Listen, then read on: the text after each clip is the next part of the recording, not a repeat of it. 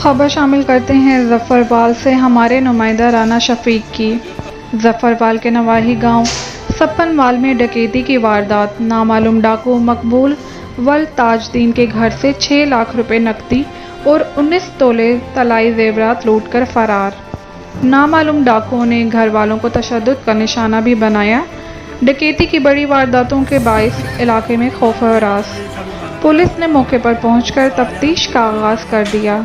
राना मोहम्मद शफीक, नुमाइंदा ENN news, ज़फ़रवाल। बाकी उन्होंने जो अपनी मर्जी नाल तलाशी जो सारे कमरे की। भाई साहब, आप ज़रा ये बताइएगा कि ये जो बंदे आए थे आपके घर में, क्या ये नकाब पोश थे? निकाह पोछ ये सारों ने नकाब पहना हुआ था? सारों ने निकाह पहना हुआ। बाकी ये था कि वो एक जो ज़्यादा घूम फिर रहा था ना, जो उसने काला ट्रोज़र और काली ये और काला ही निकाह किया हुआ था। ठीक।